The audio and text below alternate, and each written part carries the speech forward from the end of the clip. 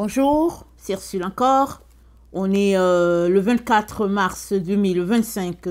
Alors, je viens sonner la trompette aujourd'hui encore et je viens proclamer le retour de notre Seigneur Jésus-Christ. Amen. Alléluia. Soyons tous bénis, soyons remplis de sa joie. Amen. Alors, je viens parler aujourd'hui, n'est-ce pas, de la petite corne qui faisait la guerre aux saints.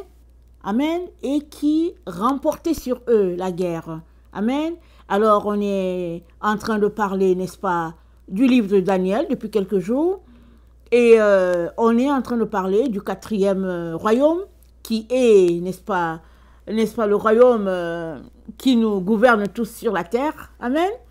Alors, si tu vis sur cette terre, tu peux être sûr que, n'est-ce pas, tu es sous, n'est-ce pas, l'autorité du 4e royaume dont a parlé Daniel.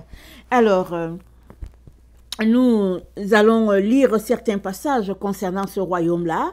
Et après, on va voir qu'est-ce que le Seigneur a pour nous aujourd'hui et comment nous pourrons faire, n'est-ce pas, pour gagner cette guerre dans laquelle nous sommes. Et puis la guerre n'a pas commencé avec nous, n'est-ce pas? Elle n'a pas commencé avec nous parce que c'est une guerre, n'est-ce pas, de la lumière contre les ténèbres. Amen. Et ça, c'est depuis, n'est-ce pas, la chute, depuis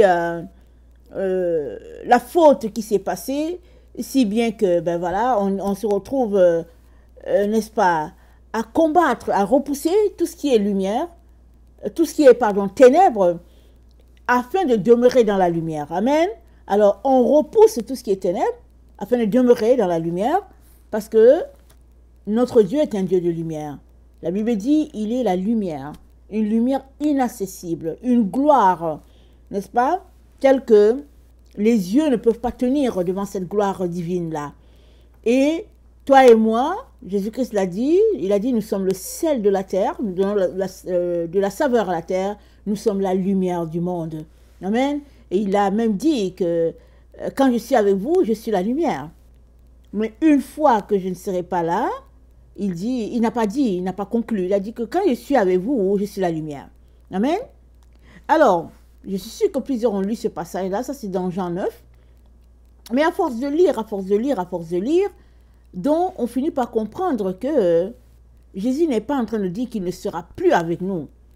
Mais c'est une tournure de langage, n'est-ce pas, qui a, n'est-ce pas, dans leur langue, dans la langue hébraïque, voulant dire, tant que je suis là, n'est-ce pas, au milieu de vous, ben voilà, on voit ma lumière, mais entre guillemets, quand je ne serai pas là, c'est vous la lumière. C'est vous qu'on devra voir. Amen. Alors Jésus-Christ est en train de dire, quand je ne serai pas là physiquement, n'est-ce pas, on devra vous voir. Vous êtes ce témoignage-là de cette lumière-là. Amen. Et nous savons qu'il est toujours avec nous jusqu'à la fin des temps. Il est toujours là. Mais il est en train de mettre l'accent sur nos lumières en tant que ceux-là qui ont décidé de le suivre. Et voilà pourquoi il a dit que une lampe, n'est-ce pas, une fois allumée, ne sert à rien si elle est sous le boisseau, si elle est sous le lit. Si on met une couverture dessus, alors ça ne vaut pas la peine, n'est-ce pas? Et Jésus-Christ nous a allumés pour qu'on puisse briller, pour que tout le monde puisse voir la lumière. Et cette lumière, n'est-ce pas, qui émanerait de nous, ne serait pas nous-mêmes, mais ce serait Jésus-Christ. De telle sorte que quand les gens voient cette lumière, ils sont attirés, n'est-ce pas, à Jésus. Et Jésus aimerait tout simplement que on diffuse cette lumière, qu'on ne puisse pas la cacher. Amen. Ça, c'est une parenthèse, amen. Mais la leçon d'aujourd'hui, c'est sur, n'est-ce pas, le 4e royaume. Et nous sommes appelés à le représenter. Nous sommes appelés à représenter, notre Seigneur, vivant dans le 4e royaume. Amen. Que Daniel a vu. Alors, nous sommes sur la terre dans un temps vraiment où les ténèbres sont étanches. On pourrait être porté à laisser les ténèbres nous envahir. C'est ça que Daniel a vu. Daniel a vu que le 4e royaume était terrible. Amen. C'est ça qu'on va regarder. Et il décrit le 4e royaume. Et puis, on va voir ce que le Seigneur a pour nous à travers tout cela. Alors, Donc, Daniel 7, le verset 7, ça dit, après cela, je regardais dans les visions de la nuit, et voici une quatrième bête, redoutable, terrifiante, extrêmement vigoureuse. Elle avait de monstrueuses dents de fer, elle mange déchiquetée et foulait le reste aux pieds. Elle différait de toutes les bêtes qui l'avaient précédée, et elle avait 10 cornes. J'examinai les cornes, et voilà qu'entre elles s'éleva une autre petite corne. 3 des cornes précédentes furent arrachées devant elle, et voilà que sur cette corne, il y avait des yeux, comme des yeux d'homme, et une bouche qui disait des choses monstrueuses. Amen. On va s'arrêter là pour le moment. Alors c'est ça la vision de Daniel. Il voit une quatrième bête. Amen. Parce que lui, il a passé son temps dans ses visions, il voyait des bêtes et non des humains. Mais finalement, il arrive que, il voit une bête. Elle a 10 cornes. Amen. Et cette bête, elle avait quelque chose de très spécial, c'est que ses dents étaient des dents de fer. Et ses dents déchiquetaient tout. Amen. Alors, ici aussi, il nous décrit aussi que le quatrième royaume était redoutable, n'est-ce pas? Terrifiant, extrêmement vigoureux. Amen. Il suffit de regarder notre monde aujourd'hui. On peut savoir, n'est-ce pas, tout ce qui se passe sur la terre. C'est contrôlé, n'est-ce pas, par un seul royaume. Je veux dire, le royaume dont Daniel parle, n'est-ce pas?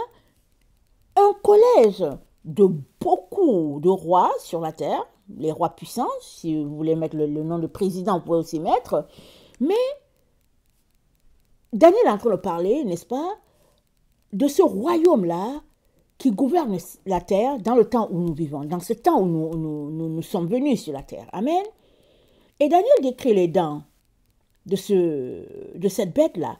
Et nous savons, n'est-ce pas, que si par le passé, les gens n'avaient pas trouvé, n'est-ce pas, la technologie pour fixer de nouvelles dents aux humains, amen, aujourd'hui, on sait que par la technologie, la chirurgie et toutes sortes de pratiques, n'est-ce pas, médicales, les gens sont capables d'avoir des dents, n'est-ce pas, vraiment des dents de fer, des dents qu'on pourrait fixer dans leur mâchoire et des dents qui, au fait, ne peuvent peut-être pas subir ce que les dents d'émail, les dents naturelles peuvent subir. Si bien que avec ces dents, n'est-ce pas, de fer, alors tout peut être déchiqueté. Alors Daniel, il regarde ça parce qu'en son temps, c'était du jamais vu. N'oublions pas, Daniel a vécu bien avant que Jésus-Christ vienne. On ne sait pas si Daniel a vécu 3000 ans, jusqu'à compter à nous, ou bien beaucoup plus même, peut-être 4000 ans, on ne sait pas. Mais toujours est-il que Daniel regarde ça et il est terrifié dans sa vision. Amen, rappelons-nous, il a même pris des jours sans manger, tellement il était dans un état de faiblesse après ce qu'il avait vu. Amen. Et il nous dit que cette bête-là, elle a 10 cornes. Et nous savons que les bêtes, généralement, bon, il y a peut-être 2 cornes et tout, mais pas jusqu'à 10. À moins que ce soit la reine, même l'animal qu'on appelle reine, elle a 2 cornes et puis les cornes sont sous forme d'arbre, n'est-ce pas? Alors, Daniel voit 10 cornes et au milieu des 10 cornes sort encore une toute petite, n'est-ce pas? Mais c'est la toute petite qui impressionne parce que elle est petite, elle fait, n'est-ce pas, chuter 3 rois, ou bien elle arrache, n'est-ce pas, une position dignitaire à 3 personnes, et puis elle vient se hisser, et finalement, disons qu'il y avait 10 cornes, si elle arrache 3, ça veut dire reste 7, elle vient se hisser, c'est-à-dire, elle est la 8e, et c'est dit qu'elle avait une bouche monstrueuse. Amen. Et c'est cette corne-là qui fait la guerre, n'est-ce pas, au sein. Pourquoi? Pourquoi cette corne fait-elle la guerre au sein? C'est dit que, attends, je vais regarder mes notes, c'est dit que cette corne fait la guerre au sein parce que, attendez, je regarde mes notes, parce qu'elle ne le fait pas par elle-même, mais... Attendez, je vais lire mes notes. Attendez, donnez-moi une minute. Donc, elle ne le fait pas par elle-même parce que la mission de la petite corne était de servir le quatrième royaume. N'est-ce pas? C'était sa mission. Donc, elle avait une bouche monstrueuse, mais elle servait le quatrième royaume. Et c'est dit qu'elle disait des choses arrogantes, c'est-à-dire des choses monstrueuses, n'est-ce pas? Quand je suis allée regarder, c'était la connotation d'arrogance. Amen. Elle avait une connotation d'arrogance. Et, attendez, je tourne mes pages. Et Daniel a voulu en savoir plus sur ce quatrième royaume-là. Il voulait plus de détails parce qu'il ne comprenait pas, n'est-ce pas, tout ce qui se passait là. Et il voulait savoir surtout sur cette petite corne-là.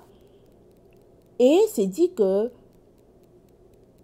dans Daniel 7, le verset, n'est-ce pas, 19, c'est dit que son aspect était plus grand que celui de ses congénères. Donc la petite corne fait tomber 3 personnes ou bien 3 rois, mais toujours est-il que elle est petite, mais elle a un aspect plus grand que les 3 qu'elle a fait tomber. Et j'allais chercher le sens du mot congénère, ça veut dire les 3 personnes que cette petite corne fait tomber, fait chuter de leur position, n'est-ce pas? Ça veut dire, congénère veut dire semblable. Alors, les 3 personnes sont semblables à la petite corne. Mais la petite corne, n'est-ce pas, les pousse de leur position et puis prend la place. Donc, elle a pris la place de 3 personnes, n'est-ce pas, avant elle, et puis elle s'est positionnée. Et nous sommes informés dans Daniel 8, amen, on va les regarder. Dans Daniel 8, on va lire un peu. C'est dit, dans Daniel 8, le verset 23, c'est dit, au terme de leur règne, quand les pervers auront mis le comble à leur perversité, il s'élèvera un roi impudent, expert en astuce. Sa puissance ira croissant, mais non par sa propre force. Il opérera des destructions prodigieuses et réussira dans ce qu'il entreprendra. Il détruira des puissants, c'est-à-dire le peuple des saints. Donc, il détruira des puissants. Et ici, quand on dit les puissants, c'est dit ici, c'est-à-dire le peuple des saints. Ça, c'est dans la version Taube. Dans la version Louis II, c'est pas dit. C'est dit, il détruira des puissants et des saints. Mais dans la Taube, c'est dit, il détruira des puissants, c'est-à-dire le peuple des saints. Amen. Et à cause de son habileté, il assurera le succès de ses troupes. Amen. Et nous savons qu'il travaille pour le quatrième royaume. Il assurera le succès de ses troupes. Pardon. Il assurera le succès de ses tromperies. Pardon.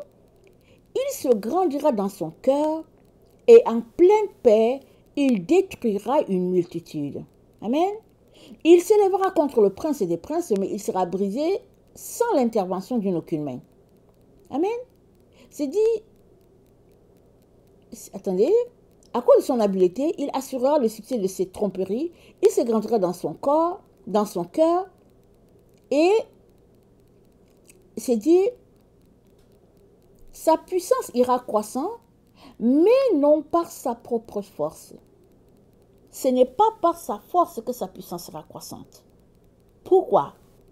Parce que la petite corne travaille pour le quatrième royaume. Amen.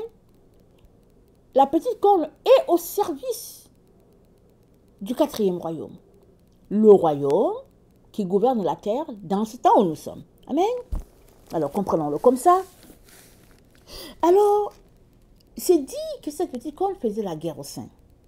Alors, quand on lit ça, on peut dire, ok, on ne voit pas la guerre avec nos yeux, alors, ok, ça va venir, c'est pas le moment. Amen.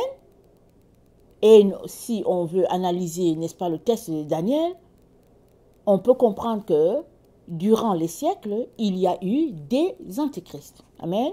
Il y a eu des petites cornes. Il y a eu des royaumes.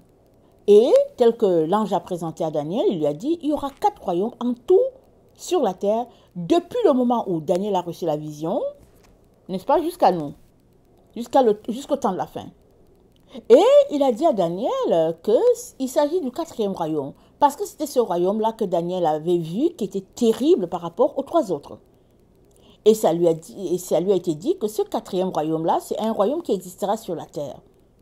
Et ça lui a aussi été dit que Daniel, ne te fatigue pas à chercher à comprendre. Parce que toi, tu vas aller te reposer. Ça ne va pas se passer en ton temps.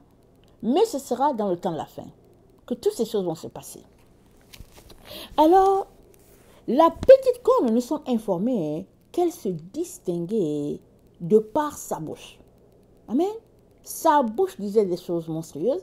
Et c'est avec sa bouche qu'elle faisait la guerre aux saints. Alors, on peut s'arrêter pour dire, mais comment? Amen. Comment peut-il faire la guerre aux saints avec sa bouche? On peut s'arrêter, n'est-ce pas? Mais si on considère certains passages de la Bible, on va comprendre pourquoi c'est un élément très important pour notre Dieu. Amen. Très, très important. D'abord, il y a un proverbe qui dit de ne pas beaucoup parler. Parce que celui qui parle beaucoup ne manque pas de péché. Premier élément. C'est très important pour Dieu qu'on ne débite pas beaucoup de paroles. Ça, c'est très important. Amen. Et on peut comprendre que la génération dans laquelle nous sommes, on apprend, les enfants sont éduqués à parler. Ils parlent pour rien. Rien du tout. Pour ne rien dire, ils sont toujours en train de parler. Or, quand on lit la Bible nous éduque autrement. Amen. Dans Ecclésiaste 5, Ecclésiaste c'est après Proverbe, c'est juste après Proverbe. Proverbe c'est après le psaume. Alors c'est juste pour vous situer. Donc dans Ecclésiaste 5, le verset 1 c'est dit, ne te presse pas d'ouvrir la bouche et que ton cœur ne se hâte pas d'exprimer une parole devant Dieu. Car Dieu est au ciel et toi sur la terre, que tes paroles soient donc peu nombreuses. Car si les songes naissent de la multitude et des occupations, la voix de l'insensé se fait entendre dans la multitude de ses paroles. La voix de l'insensé se fait entendre dans la multitude de ses paroles. Donc, si tu parles beaucoup, la Bible te classe parmi les insensés. Amen. Et si tu parles, qu'est-ce que tu es en train de dire? Parce que ce que tu dis va faire la distinction entre ce qui vient de Dieu et puis ce qui n'est pas. Donc, c'est dit que tes paroles soient peu, très peu quand tu viens devant Dieu. Alors tu pourrais dire, mais moi je ne suis pas dans mon temps de louange ou de prière dont je peux parler. Non. C'est dit quoi? C'est dit, ne te presse pas d'ouvrir la bouche et que ton cœur ne se hâte pas d'exprimer une parole devant Dieu. Mais tu es devant Dieu 24 heures sur 24. Amen. Tu es dans une relation constante avec Dieu 24 heures sur 24. Alors, fais attention. Même si tu penses que ce que tu veux dire, c'est justifié, pèse tes mots avant d'ouvrir la bouche. Ta bouche te gratte, prends un sparadrap et mets-le dessus. Amen. Prends un sparadrap et mets dessus. C'est mieux. Les gens vont rire, vont se moquer, mais c'est mieux. Parce que tu seras en train de faire, n'est-ce pas, la joie de ton Dieu, la joie du Saint-Esprit, n'est-ce pas, qui est dans ton cœur. Philippiens 2, le verset 3. Philippiens 2. Le verset 3, ça dit, Philippiens 2, le verset 3. Ne faites rien par esprit de parti ou par vaine gloire, mais que l'humilité vous fasse regarder les autres comme étant au-dessus de vous-même. Amen. Et en vous les sentiments qui étaient en Jésus-Christ. Que l'humilité vous fasse regarder les autres comme étant au-dessus de vous-même. comment sommes-nous informés? On nous a dit que la petite corne, elle a fait descendre 3 rois. On a déjà l'information aussi qu'elle n'est pas en train de marcher dans l'humilité. Parce qu'elle a fait descendre 3 rois. Comment? Est-ce que c'est avec sa bouche? Est-ce que c'est avec des armes? Comment a-t-elle fait descendre 3 rois? Mais c'est dit que 3 rois, n'est-ce pas, ont perdu, n'est-ce pas, leur place à cause de cette petite corne-là, ou bien leur position. Amen. Donc, elle ne les a pas regardés comme étant au-dessus d'elle, cette petite corne. Elle a regardé les 3 là comme étant un déchoir de leur position et ils ont perdu leur position. Amen. Ils ont été déchus. Amen. Alors, on peut déjà comprendre que, tiens, il y a un élément ici qui parle de cette petite corne-là. Le type de guerre qu'elle faisait sur les saints, c'est qu'elle utilisait l'arrogance, n'est-ce pas, pour, n'est-ce pas, les soumettre. Verset 5 de Philippiens 2. Et en vous les sentiments qui étaient en Jésus-Christ, lequel, existant en forme de Dieu, n'a point regardé comme une proie à arracher d'être égal avec Dieu, mais s'est dépouillé lui-même en prenant une forme de serviteur, en devenant semblable aux hommes et ayant paru comme un simple homme, il s'est humilié lui-même, se rendant obéissant jusqu'à la mort, même jusqu'à la mort de la croix. Il s'est humilié lui-même. Amen. Nous sommes appelés à nous humilier nous-mêmes. Dieu ne dit pas qu'il faut que l'autre nous humilie. Amen. C'est des choses qui peuvent arriver. Mais il dit, il s'est humilié lui-même.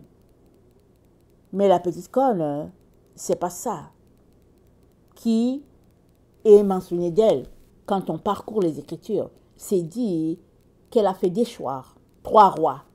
Elle a fait descendre 3 rois. Alors on comprend que la petite corne ne connaissait pas l'histoire d'humilité. Amen. Le psaume 36, le verset 2, nous donne aussi, n'est-ce pas, de comprendre quand Daniel dit cette petite corne avait une bouche monstrueuse. Donc, dans le psaume 36, le verset 2, voilà ce qui est dit de la petite corne, c'est dit, non pas de la petite corne, voilà ce qui est dit d'un exemple d'une personne qui a une bouche monstrueuse, tel que décrit dans Daniel. Le psaume 36, le verset 2. La parole impie du méchant est au fond de son cœur. La crainte de Dieu n'est pas devant ses yeux, car il se flatte à ses propres yeux pour consommer son iniquité, pour assouvir sa haine. Les paroles de sa bouche sont fausses et trompeuses. Il renonce à agir avec sagesse, à faire le bien. Il médite l'injustice sur sa couche. Il se tient sur une voie qui n'est pas bonne. Il ne repousse pas le mal. Amen. Les paroles de sa bouche sont fausses et trompeuses. Ça, c'est le psaume 36, le verset 4. Donc, on sait que la petite corne avait une bouche monstrueuse. Elle disait des choses arrogantes. Quand tu tapes monstrueux, n'est-ce pas? Le sens biblique, le sens hébraïque, ça veut dire que elle disait des choses arrogantes. Et ici, nous voyons que le psaume 36 nous dit que l'insensé a des paroles arrogantes. L'insensé se flatte à ses propres yeux pour consommer son iniquité, pour assouvir sa haine. Amen. Et puis, sa bouche a des paroles trompeuses, des paroles fausses. Alors, on pourrait comprendre que la petite corne faisait la guerre aux enfants de Dieu avec sa bouche en faisant sortir des paroles fausses, des paroles arrogantes, en leur lançant des défis qui n'étaient pas ça. Et puis, ben voilà, comment ça se passait. Amen.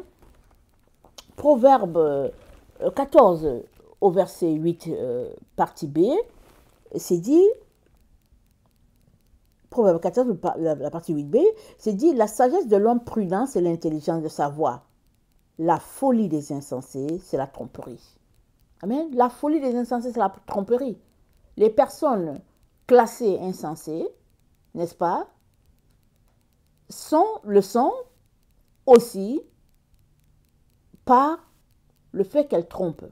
Il y a d'autres éléments qui font que des personnes sont classées parmi les insensés parmi ces éléments, il y a la tromperie. Il y a le fait d'utiliser sa bouche pour débiter des paroles fausses. Et le Seigneur nous dit d'éviter ce chemin-là. Attendez. Donc, que devons-nous comprendre? On est en train de comprendre que ce n'est pas une guerre avec les armes physiques. Amen. Ce n'est pas une guerre avec les armes physiques. Dans Éphésiens 6, c'est dit au verset 12, « Car nous n'avons pas à lutter contre la chair et le sang, mais contre les dominations, contre les autorités, contre les princes de ce monde des ténèbres, contre les esprits méchants dans les lieux célestes.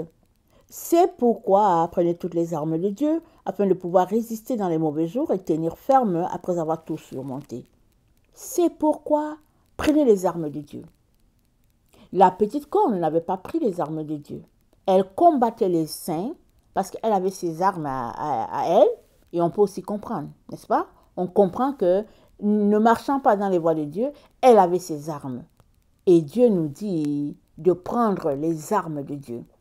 Et ces armes qu'il a mis à notre disposition, il y a la ceinture de vérité à nos reins, le zèle de l'évangile à nos pieds, le casque du salut à notre tête, le bouclier de la foi, l'épée de l'esprit, n'est-ce pas?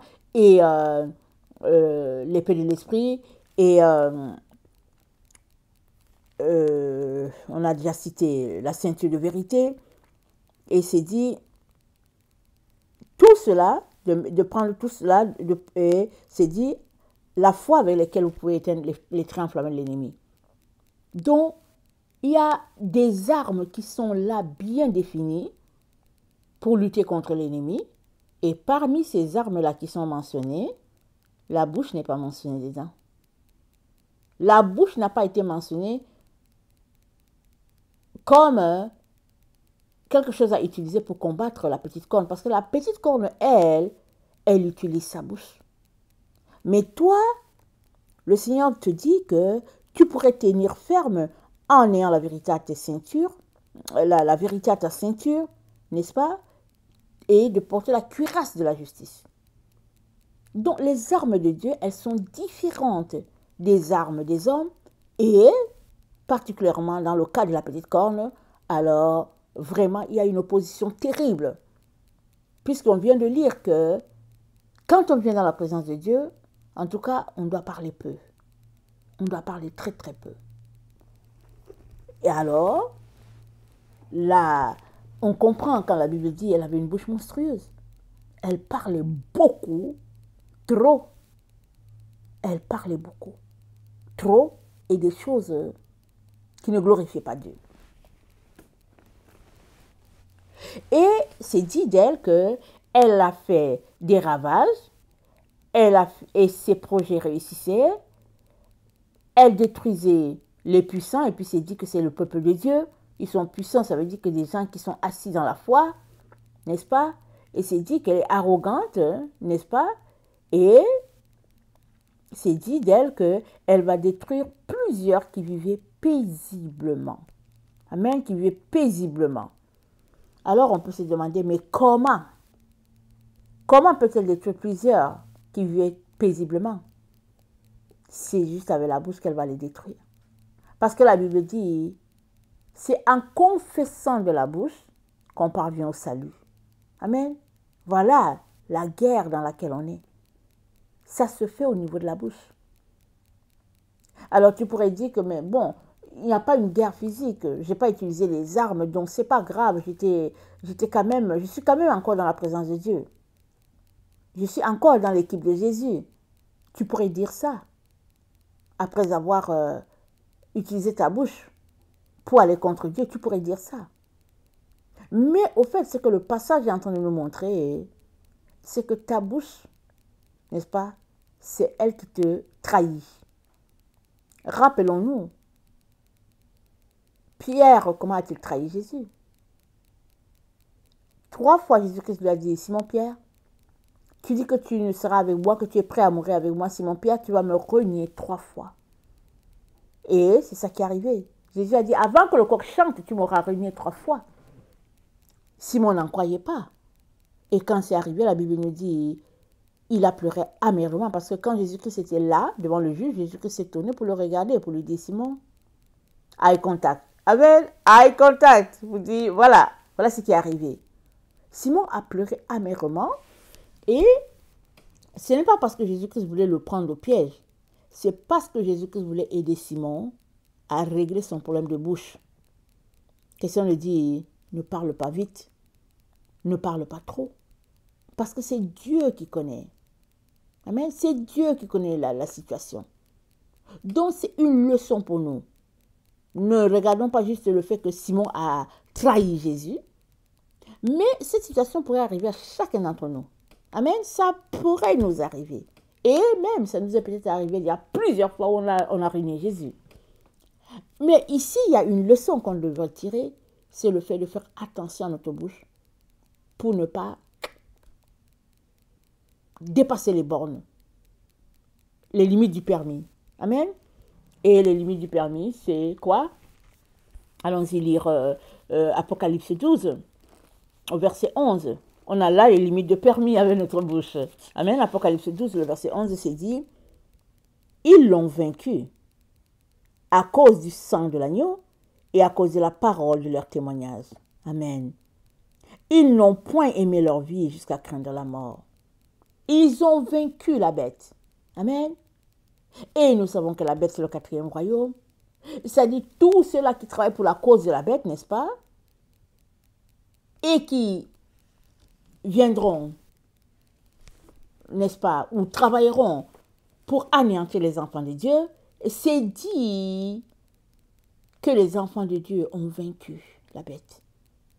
Par leur témoignage, c'est-à-dire la parole de leur bouche.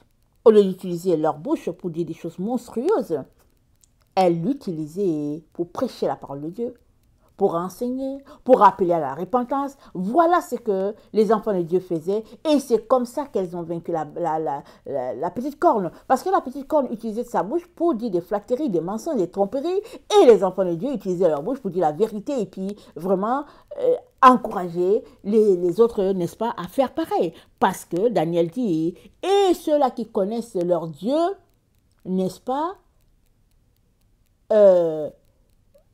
reconnaîtront ce qui se passe. Parce qu'il y a des gens qui ne sauront pas ce qui se passe. Il y a des gens qui seront emportés dans la situation. Mais c'est dit, mais ceux-là qui connaissent leur Dieu, n'est-ce pas, s'en sortiront. C'est ça qui est dit.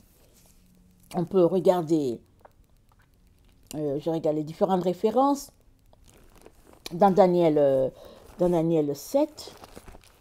Attendez. Daniel 7.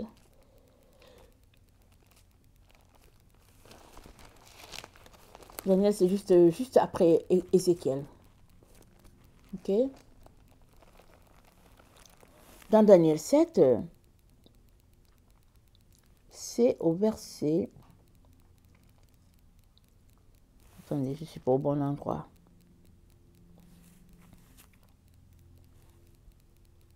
Voilà. Au vers Daniel... Attendez. Donnez-moi une minute.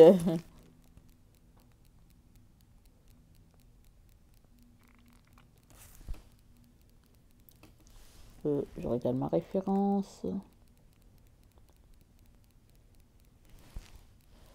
Ok, c'est Daniel 12, excusez-moi. C'est Daniel 12. Ok.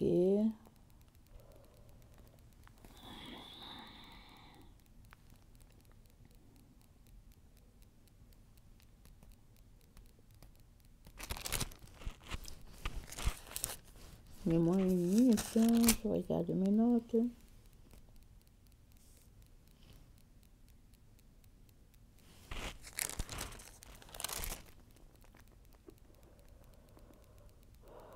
Voilà, c'est Daniel 11, le verset 31.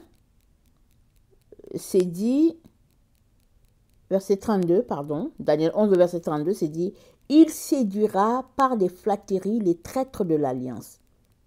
Mais ceux du peuple qui connaîtront leur Dieu agiront avec fermeté. » Agir avec fermeté, c'est ce qu'on vient de lire dans Éphésiens 6, le verset 12, qui a dit tenez ferme. Amen. Après avoir tout surmonté là, tenez ferme. Prenez la vérité, prenez les ailes de l'évangile, prenez la cuirasse de la justice, le casque du salut, la foi. Tout est là que Dieu nous dit de prendre dans cette guerre dans laquelle on est. Ce n'est pas les fusils qu'on doit prendre. Ce n'est pas de faire comme la bête, n'est-ce pas, la petite corne, et puis d'utiliser notre bouche pour retorquer. N'est-ce pas? La Bible dit quoi? Parlant de Jésus, la Bible dit injurier, il ne retournait pas l'injure. Injurier, il ne retournait pas l'injure. Et c'est ça que nous devons aussi faire. Afin que la gloire soit attribuée à Dieu et à Dieu seul dans ce combat. Et la Bible nous dit, il y aura une victoire et la victoire sera attribuée. La victoire sera donnée au peuple des saints, c'est ça que c'est dit. C'est dit, il y a un vieillard qui va venir, et Daniel voyait un vieillard, et effectivement, le vieillard représente notre Seigneur Jésus. N'est-ce pas? Un vieillard va venir, il va donner, n'est-ce pas, aux saints la victoire. Et ce sera pourquoi? C'est parce que c'est dit, ils ont vaincu la bête par la parole de leur témoignage. Ils ne sont pas souciés des choses de ce monde, mais ils sont concentrés à chercher leur Dieu et à se limiter à ce qu'ils pouvaient faire, n'est-ce pas? Et Dieu leur a montré que d'utiliser leur bouche pour répandre la parole de Dieu, pour prêcher l'évangile, la bonne nouvelle. Amen. Et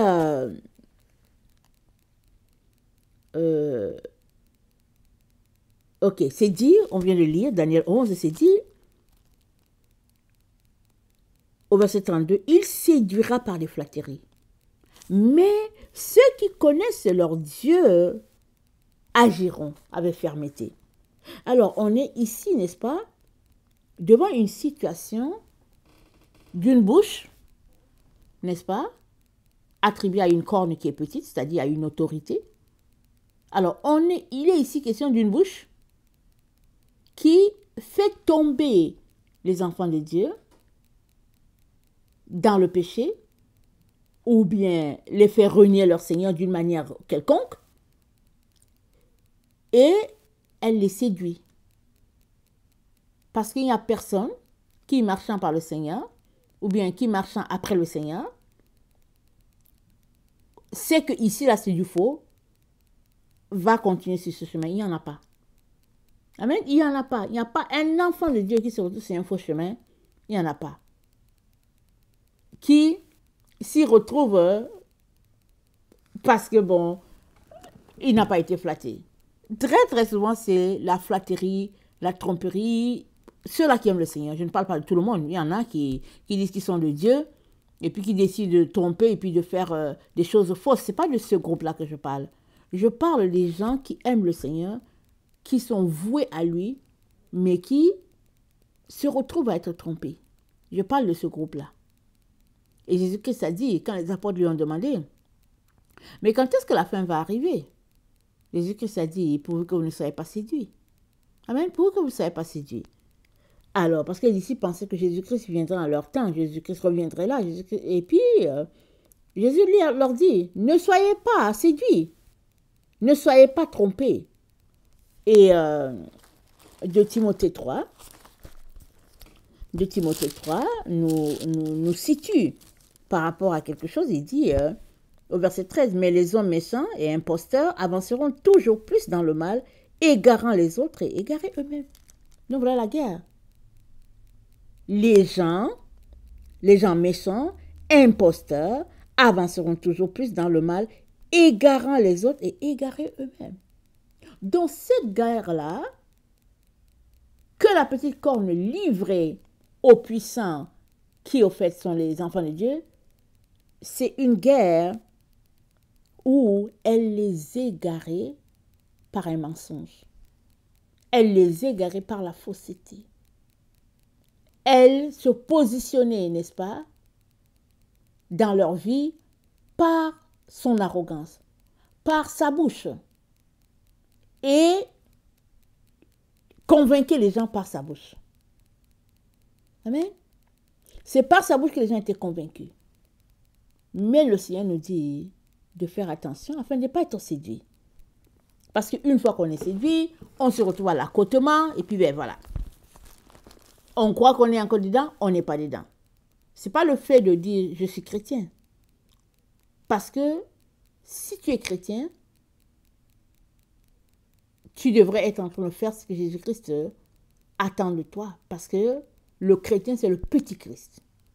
Amen. Si ce n'est pas ce que tu es en train de faire, alors il est très important que tu te retrouves à faire ce que Jésus-Christ, n'est-ce pas, est venu faire pour toi. Et ça va prendre que tu puisses t'engager à suivre le Seigneur et puis renoncer à cette voie-là que tu prenais. Amen. Alors, la Bible nous dit, n'est-ce pas, elle nous a encouragés à ne pas être séduits. Et dans Apocalypse 17, au verset 12, on est informé de quelque chose, c'est dit, Apocalypse 17, le verset 12, excusez-moi, je vais prendre dans ma version tôt parce que le bout de ça est un peu déchiré dans ma Bible. Dans Apocalypse 17, le verset 12, c'est dit, les 10 cornes que tu as vues sont 10 rois qui n'ont pas encore reçu la royauté. Mais pour 1 heure, ils partageront le pouvoir royal avec la bête. Ils n'ont qu'un seul dessein, mettre au service de la bête leur puissance et leur pouvoir. Ils combattront l'agneau, et l'agneau les vaincra, car il est Seigneur des seigneurs et Roi des rois.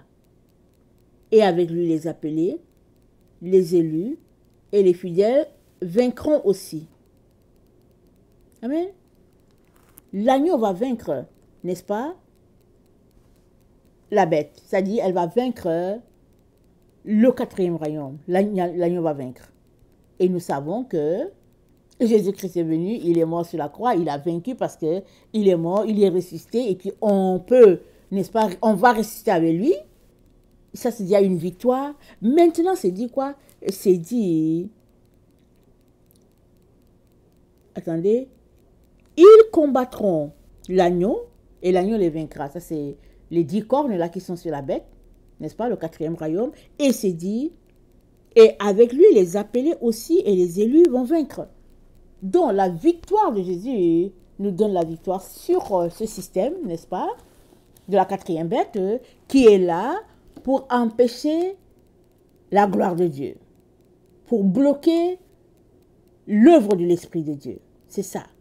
Mais Dieu dit, ceux-là qui connaissent leur Dieu agiront avec fermeté. On l'a lu dans Daniel 11, le verset 23.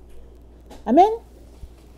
Tout cela pour dire que on est dans une guerre, mais ce n'est pas la guerre des armes, les armes blanches ou bien les armes de fusil, mais c'est une guerre spirituelle qui est la guerre de la lumière contre les ténèbres, une guerre où, en tant qu'enfant de lumière, tu es appelé à dominer, n'est-ce pas, sur les ténèbres, et tu le fais comment? En prenant les armes de Dieu, la vérité, la foi, la justice, le zèle de l'évangile, et tout ce qui est décrit dans Éphésiens 6, le verset 12 à 14, tout cela, toute cette armure-là, c'est ça que tu dois porter sur toi, pour ta guerre. Contrairement à la petite corne, qui a pris pour armure sa bouche, afin de conquérir les enfants de Dieu, toi, le Seigneur te dit de prendre ces armures-là d'Éphésiens et de ne pas ouvrir ta bouche, de ne pas te presser d'ouvrir la bouche, de faire attention quand tu dois parler, parce qu'il se pourrait que tu te retrouves dans les mêmes conditions que la petite corne. Et c'est dit quoi? Qu'elle a abaissé 3 rois, et c'est dit dans d'autres versions que des congénères, c'est-à-dire des gens qui sont semblables à la petite corne. Amen. Ça veut dire quoi? ça veut dire que si tu utilises ta bouche, amen, pour faire sortir des paroles, pour débiter des paroles arrogantes, des paroles irréfléchies, alors tu vas te retrouver à être classé derrière la petite corne, avec sa bouche monstrueuse. Et ça, Dieu ne le veut pas, ni pour toi, ni pour moi, ni pour personne. Alors il nous dit comment on devrait se comporter pour que, à la fin, Jésus-Christ soit roi et victorieux sur nos différentes vies. Amen. Alors,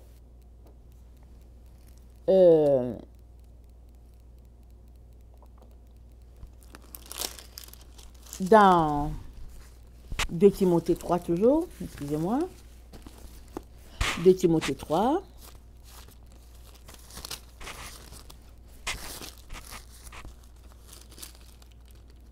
dans 2 Timothée, c'est 2 Timothée 4, excusez-moi.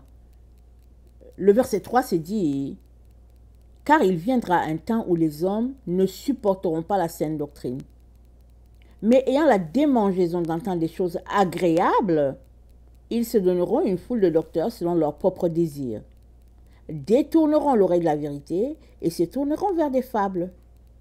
Mais toi, sois sobre en toutes choses, supporte les souffrances, fais l'œuvre d'un évangéliste, remplis bien ton ministère. » Les gens ne supporteront pas la saine doctrine.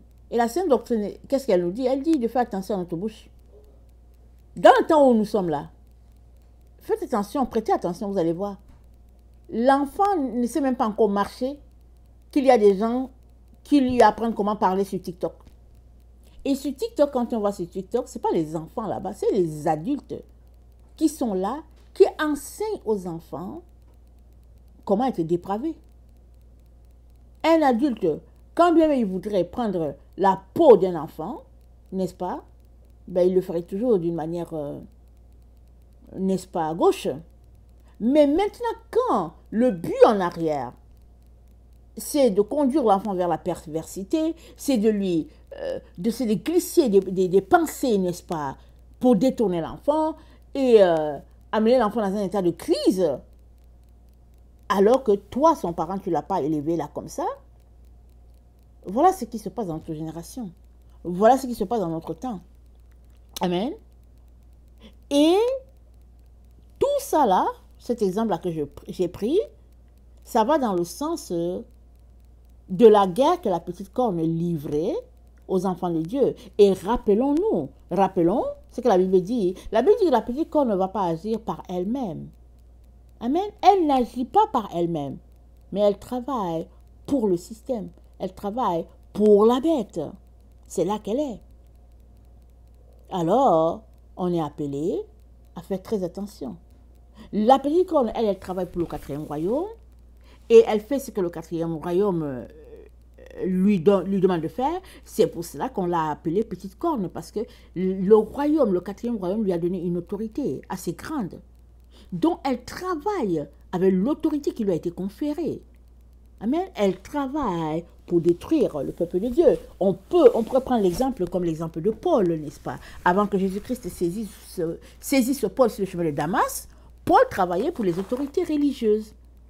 Il avait une lettre et il partait pour détruire les saints. Et Jésus-Christ l'a arrêté sur le chemin de Damas pour lui dire, Saul, Saul, pourquoi me persécutes-tu? Amen. Alors, on pourrait prendre ce qualificatif-là pour dire, Paul agissait comme une petite corne, la petite corne de Daniel. Parce qu'il était tout seul, et puis on sait que Paul n'est pas un homme, n'est-ce pas? Les gens disent qu'il n'était pas grand de taille ou quoi, mais au fait, il avait une autorité, et cette autorité a lui donné un grand pouvoir. Et c'est ça l'exemple de la petite corne. Elle avait une autorité qui lui avait été conférée, qui faisait que les saints, les enfants de Dieu, tombaient devant elle, chutaient de leur position, reniaient leur Seigneur. Et la bonne nouvelle, n'est-ce pas, que l'ange dit à Daniel, la bonne nouvelle, c'est que l'ange lui dit, attendez, on va lire ce que l'ange lui dit. Elle dit, nous sommes dans Daniel 7, l'ange lui dit, C'est Daniel qui parle. Au verset 10, B, il dit, je regardais, lorsque la bête fut tuée, son corps abattu, elle fut livrée à l'embrasement du feu. Quant au reste des bêtes, on fit cesser leur souveraineté et une prolongation de vie leur fut donnée jusqu'à une date et un moment déterminé. Je regardais dans les visions de la nuit et voici qu'avec les nuées du ciel venait comme un fils d'homme. Attendez. Attendez, c'est pas là que je voulais lire, je suis désolée.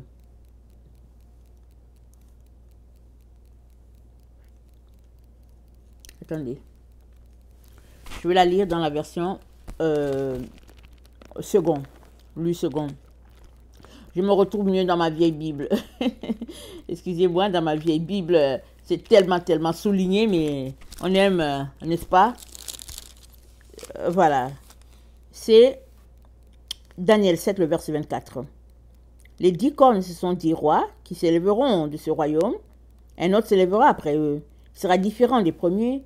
Il abaissera 3 rois. Il prononcera des paroles contre le Très-Haut. Il opprimera les saints du Très-Haut.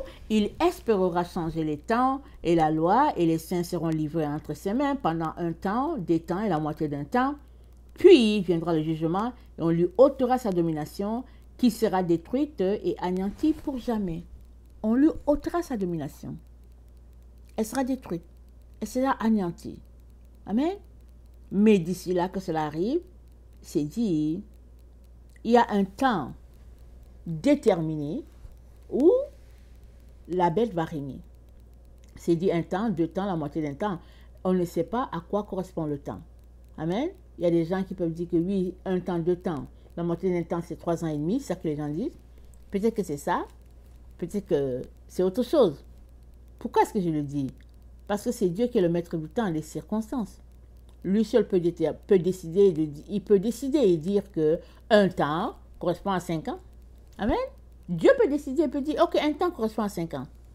Alors, si 1 temps correspond à 5 ans, n'est-ce pas, ce sera 5 ans, et puis 10 ans, et après, ce sera 5 ans divisé par 2, 2 ans et demi, ça va faire 12 ans et demi. Mais les gens parlent de 3 ans et demi. Donc, voilà pourquoi je dis que on ne sait pas à quoi correspond 1 temps, 2 temps. Les gens expliquent ça en disant que bon, c'est 1 temps, c'est 1 année de notre temps. C'est fort possible. Je ne veux pas m'hasarder là-dedans. Amen. Et puis, je vous conseille aussi de ne pas vous hasarder là-dedans. Mais ce qu'on est appelé à comprendre, n'est-ce pas, c'est que il vient un temps, n'est-ce pas, où Dieu va mettre fin à la guerre. C'est Dieu lui-même qui va sonner la fin de la guerre. Voilà pourquoi il nous demande en tant que ses enfants de nous sanctifier, de nous purifier. Amen.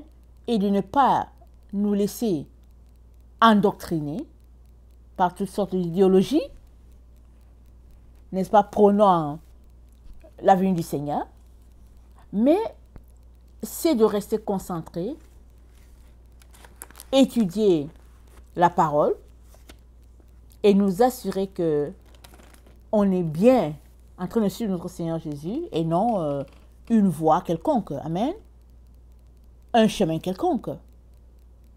Parce que, clair et net, on l'a lu, c'est une guerre, pas une guerre physique. D'ailleurs, la Bible dit on ne combat pas physiquement, n'est-ce pas? Mais on combat, et ce n'est pas un combat de chair ni de sang, mais c'est les principautés, les dominations, les autorités dans le lieu céleste. C'est eux, n'est-ce pas, qui se déploient pour combattre les enfants de Dieu.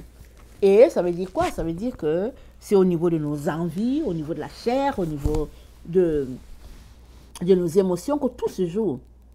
Et la Bible nous encourage à prendre le dessus, à ne pas éteindre l'esprit, laissant le Saint-Esprit faire son œuvre, n'est-ce pas? Et laissant Dieu être pleinement Dieu dans nos différentes vies. Amen. Donc voilà, la petite corne faisait la guerre aux saints, l'emportant sur eux, mais le Seigneur te dit qu'il t'a assez équipé pour que tu aies la victoire sur la petite corne. Amen.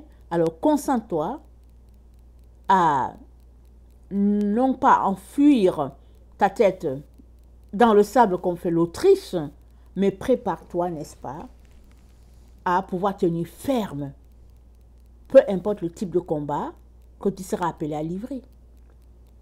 Parce que Jésus-Christ, il est toujours là, tu n'es pas seul. Il dit, on vous amènera devant les tribunaux, vous serez haïs à cause de moi. Mais il dit, prenez courage, parce qu'il est toujours là. Même quand tu as l'impression qu'il n'est pas là, il est là, il te dit, prends courage. Et combat sont les conditions établies par le Père. Amen. Alors, la petite corne, j'ai oublié de dire, je ne sais pas si je l'ai précisé, le mot corne, n'est-ce pas, je suis allé chercher le sens, la définition. Corne, ça veut dire autorité.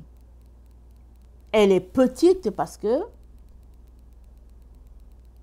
ce n'est pas une personne qui a un gros poids. Mais elle fait des ravages parce que l'autorité lui a été confiée. Alors, elle agit sur les enfants de Dieu de manière à les écraser, à les empêcher de s'épanouir, de marcher dans les voies de Dieu par flatterie et subtilité. Amen. Alors, c'est à nous de pouvoir distinguer qu'est-ce qui est flatterie, qu'est-ce qui est vérité. Amen. Qu'est-ce qui est flatterie, qu'est-ce qui est vérité. Et ça, on va réussir à distinguer tout cela devant le trône. Plus on passe le temps avec Dieu, plus on est éduqué à discerner le bien du mal. Ça, c'est dit dans la parole de Dieu. Amen. C'est dit là, je pense dans Hébreu. Alors, encourageons-nous et appelons notre Seigneur au secours afin qu'il puisse, n'est-ce pas, nous aider à être remplis de sa puissance. Amen. Alors, je vais prier et puis je viens te demander de répéter après moi si tu aimerais avoir cette puissance d'en haut là, le Saint-Esprit, n'est-ce pas, qui va te baptiser, te régénérer. Alors, je ne suis pas là, n'est-ce pas, pour dire que, ok, quand moi je prie, les gens reçoivent le Saint-Esprit ou pas, c'est pas moi qui donne le Saint-Esprit. Amen. Je ne donne pas le Saint-Esprit, c'est Dieu qui le donne. Amen et alléluia. C'est Dieu qui donne le Saint-Esprit.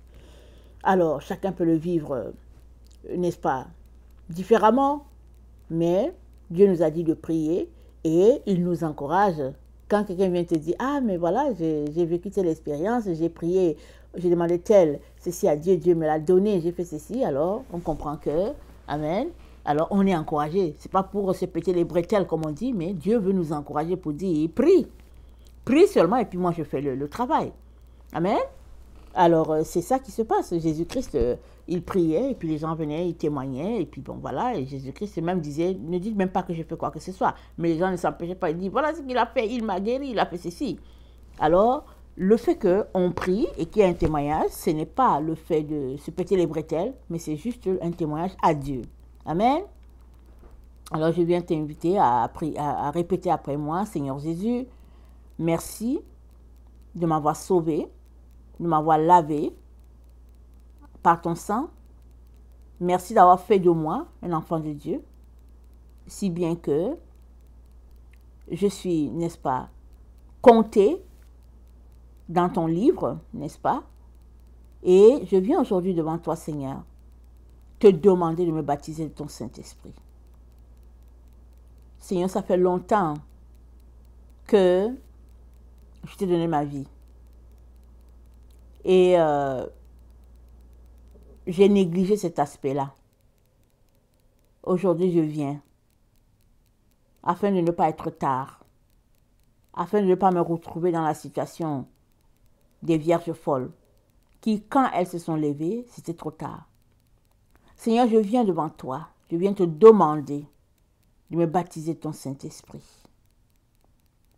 Et merci, parce que tu as dit que si quelqu'un demande, il faut qu'il sache qu'il l'a reçu. Seigneur, je sais que je l'ai reçu parce que j'ai demandé. Et merci de ce que tu me donnes d'être patient jusqu'à sa manifestation. Amen. Et amen. Maintenant, si c'est maintenant que tu donnes ta vie à Jésus, amen, ou bien si ça ne fait pas longtemps et que tu ne savais pas qu'il y avait le Saint-Esprit, alors le Seigneur aussi a ça pour toi. Amen. Si tu veux donner ta vie à Jésus, répète après moi. Seigneur Jésus, merci de m'avoir sauvé. Merci d'être mort sur la croix pour moi. Merci d'être le pont entre Dieu et moi, si bien que, par ta mort, je suis fait enfant de Dieu. Je suis reconnaissant, Seigneur, de ce que tu effaces mes péchés maintenant même et tu écris mon nom dans ton livre de vie. Je viens devant toi, Seigneur, pour te demander pardon pour toutes mes erreurs. Aide-moi à les laisser de côté. Et je viens te dire merci parce que le Saint-Esprit est disponible pour moi.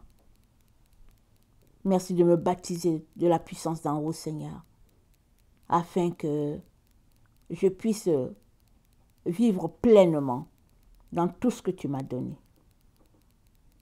Que ton nom soit béni, Seigneur, parce que je vais manifester ce don selon que l'Esprit Saint le distribue.